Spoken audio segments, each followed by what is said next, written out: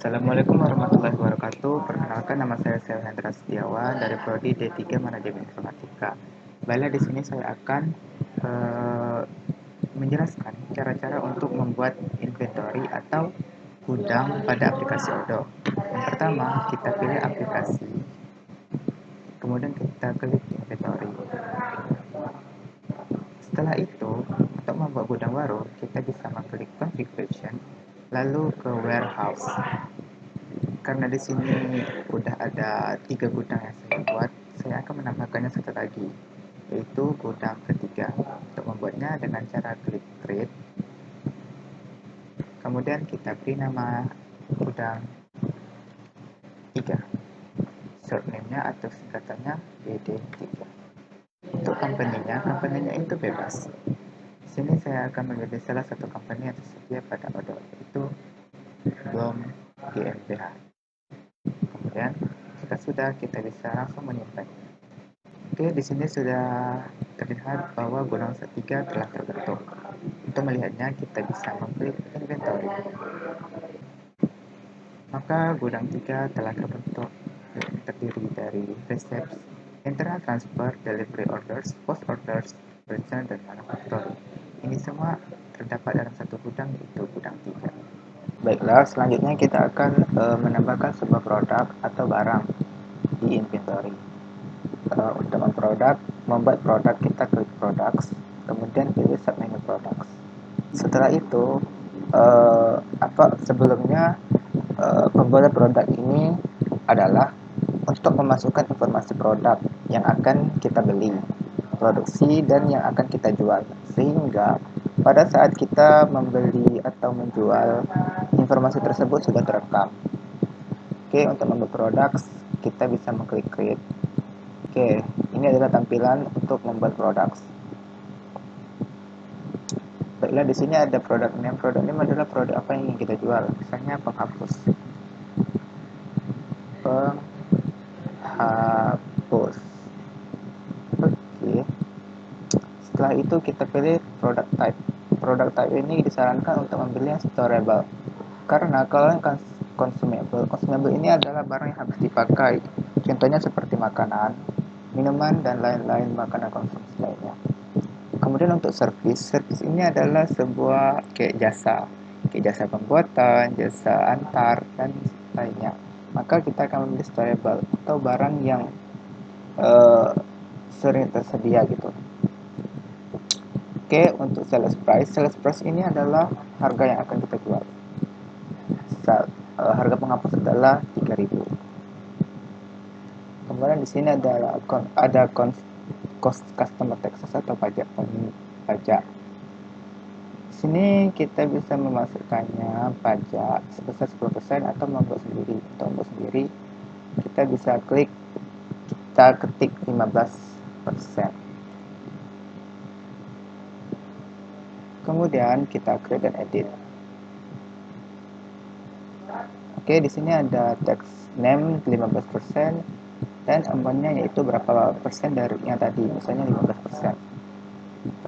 Kemudian save and close. Maka otomatis pajaknya telah diberi. Kemudian cost ini adalah modal. Kita bisa memasukkannya modal berapa yang kita gunakan untuk sebuah penghapus, misal Rp1.000. Oke, jika sudah, kita bisa memasukkan produk kategori. Misal di sini produk kategorinya alat tulis kantor atau ATK, alat tulis kantor yang sudah kita buat sebelumnya. Jika belum, kita bisa buat sendiri dengan mengklik.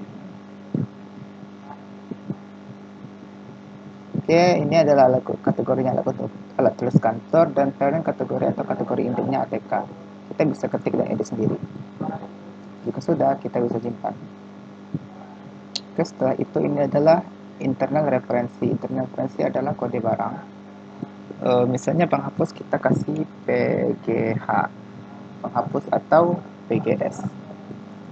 Oke, barcode kosongkan, kemudian pilih company atau perusahaan yang memvendor uh, company yang akan kita pilih. Misal company-nya kita pilih yang my company as customer Cisco. Jika sudah, selanjutnya kita lihat di bagian unit of measure. Unit measure inilah satuan yang kita gunakan. Pensil penghapus pasti kita menggunakan unit. Berarti satu unit penghapus, dua unit penghapus. Jika sudah, kita bisa langsung menyimpannya dengan cara mengklik save.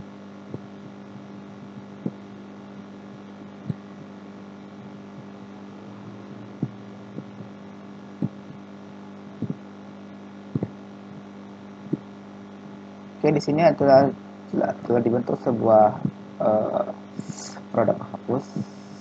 Kemudian di bagian kita klik di bagian broadcast.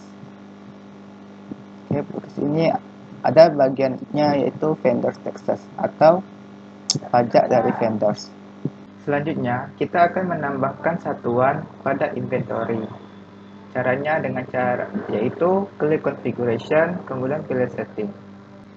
Setelah itu kita scroll sampai di bagian produk. Kemudian centang di bagian unit of measure, kemudian klik unit of measure. Setelah itu, untuk menambahkan satuan, kita bisa lihat di kategorinya. Misal kita mau menambahkan di bagian berat. Untuk menambahkan bagian berat, kita klik weight. Selanjutnya kita add a line. Misal kita mau menambahkan kuintal. Oke, karena kuintal itu lebih besar dari kilogram, maka dia ditetapkan sebagai bigger than atau lebih besar dari referensi. Kuintal ini datanya yaitu satu kuintal itu berapa kilogram. Ya, berarti satu kuintal sama dengan 100 kilogram. Jika sudah, kita bisa langsung klik save.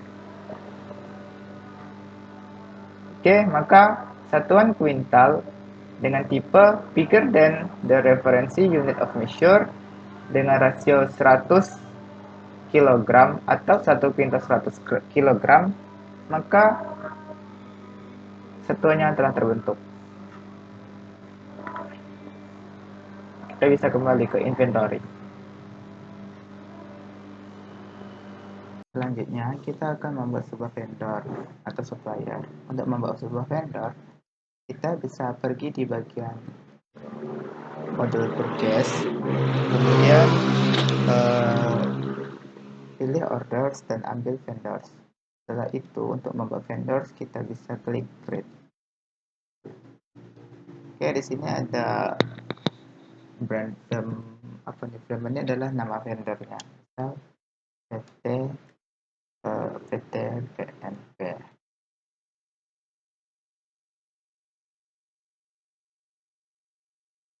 Kemudian jalannya jalan,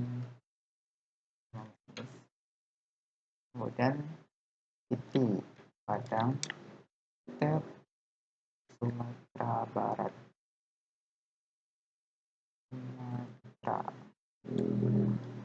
Sumatera Barat, company Indonesia, kemudian ini nomor telepon 123. Oke, mobile nomor HP. Nomor. Oke.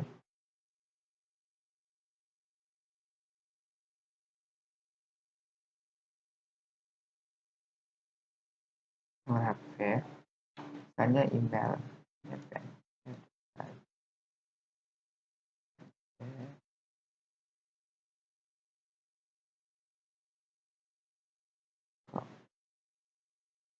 Site and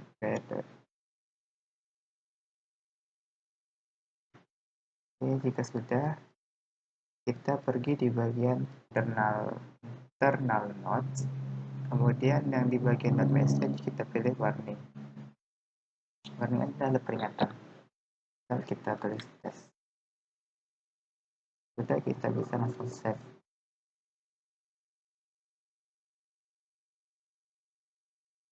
Oke, untuk menjalankan warning tadi, kita bisa pergi di orders, pilih request for quotation. Oke, kita klik create. Kemudian vendornya vendor yang telah kita bikin, PT PNP. Maka warning test tadi telah muncul. Ya, sebagai contoh. Maka kalau tidak ingin kita buat, kita klik Discord. Selanjutnya kita akan memproduksi sebuah barang dengan menu modul manufacturing.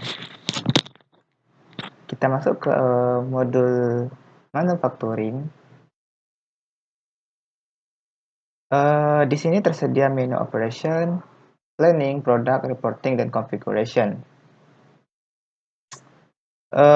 Pastikan semua produk dan informasi produk yang akan kita produksi dan bahan-bahannya telah dimasukkan ke informasi produk. Jika belum dimasukkan, kita masukkan dengan cara pilih menu produk, menu produk. Misalnya, kita ingin memproduksi kue coklat dengan cara klik create. Oke, ini ada product name. Product name kita isi kue coklat. Oke, sales price-nya atau harga jualnya kita jual 35.000. Customer taxes-nya kita hilangkan. Kemudian modalnya sekitar 30.000. Internal code-nya kita kasih KC. Produknya kita pilih produk kue. Kue atau produk. Oke. Pada bagian sales, untuk unit of measure-nya kita default-nya seperti ini aja. Selanjutnya kita masuk ke sales. Kita centang di bagian available dan kategorinya kita masuk di bagian produk. Setelah itu, di bagian purchase, vendor taxes-nya kita hilangkan. Dan kita masuk ke inventory. Dari buy, kita beralih menjadi manufacture. Jika semuanya sudah, kita save.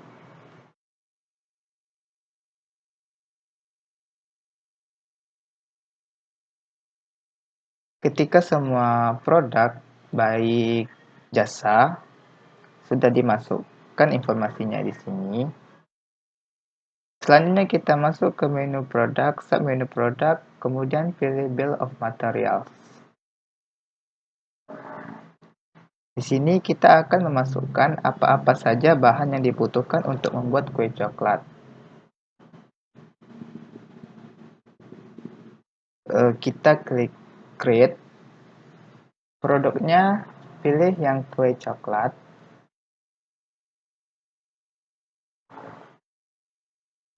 Untuk kuantitinya itu bebas, kita masukkan 2. Terus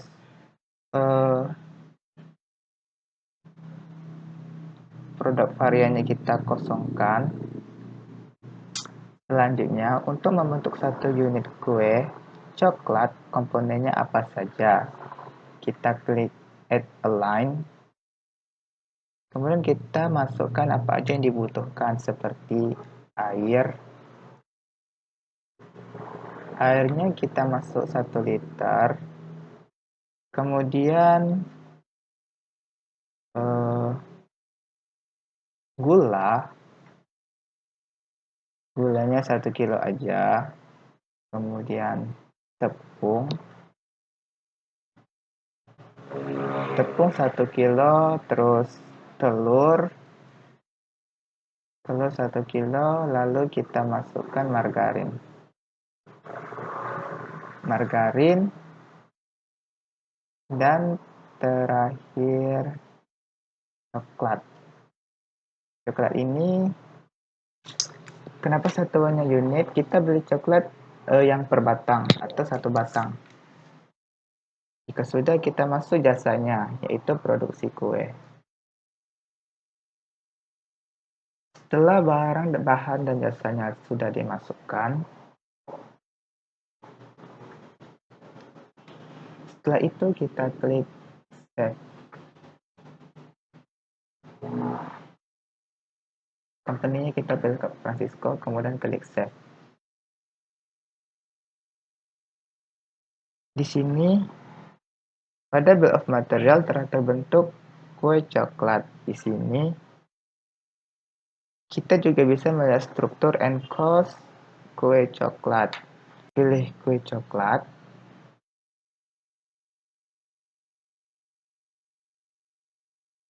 Ini adalah tampilannya.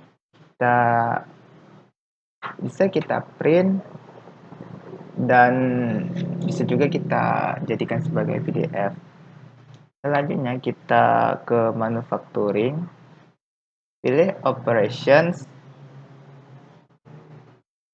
lalu klik manufacturing orders. Selanjutnya kita klik create untuk membuat manufakturnya. Kemudian produknya tadi kue coklat.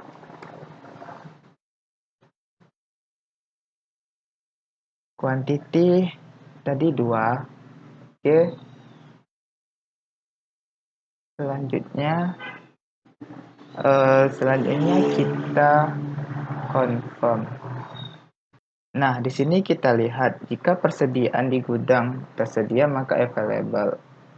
Jika tidak maka not available. Jadi, kita harus membeli bahan dulu.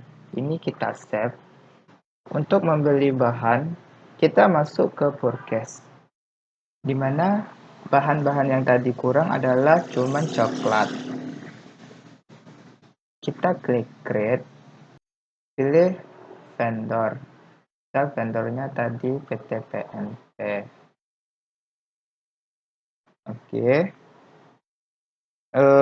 Misalnya deliver to produk ini dikirim ke gudang yang mana? Gudang misal gudang 1.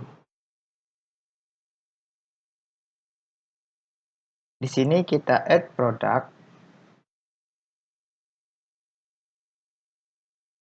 yaitu coklat.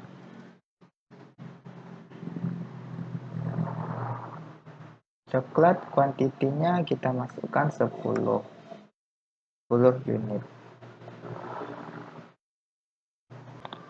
Oh iya, kita confirm ordernya dulu.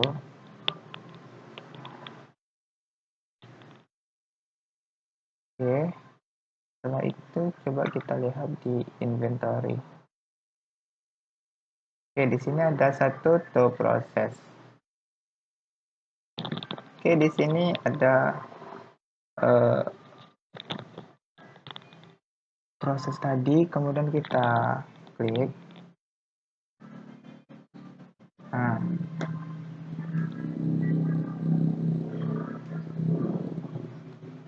ini adalah pesanan yang kita pesan tadi. Kita klik validasi untuk mengkonfirmasi bahwa semua pesanan kita telah simpan ke gudang. Apply.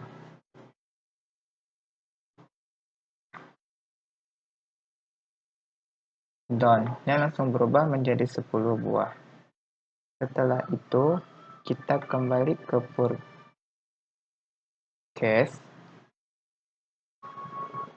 Kita lihat ini.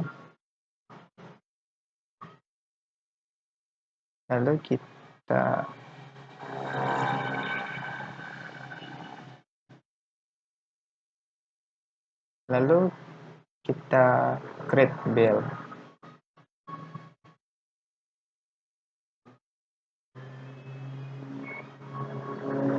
Kita edit, kemudian di bagian bill date-nya kita masuk tanggal sekarang, lalu kita save.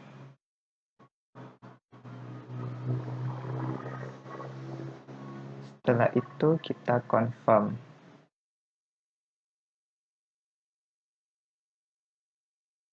Langsung di register payment. Kita bayar cash.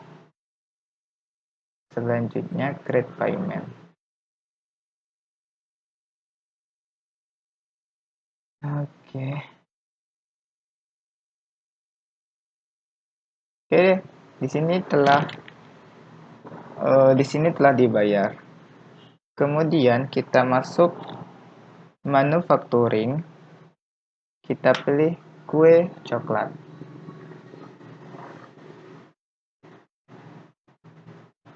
Kue coklat.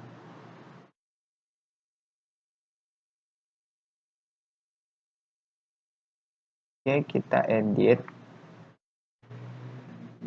Di sini seharusnya statusnya available karena barang tadi udah kita masukkan sebanyak 10 buah bahannya. Hanya saja di beberapa kasus Odo ini sering error, padahal jika kita lihat produk bahan-bahannya tadi sudah lengkap. Kita mark as done saja, kemudian di apply.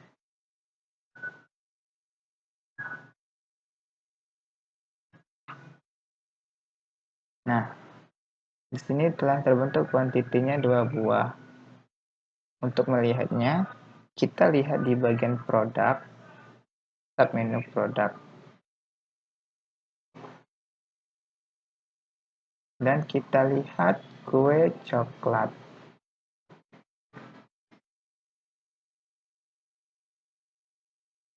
Oke, kue coklat di sini on hand-nya ada 2 buah. Maka produksi kue coklat telah berhasil. Baiklah, itu saja tutorial yang bisa saya sampaikan. Terlebih dan terkurangnya saya mohon maaf. Assalamualaikum warahmatullahi wabarakatuh.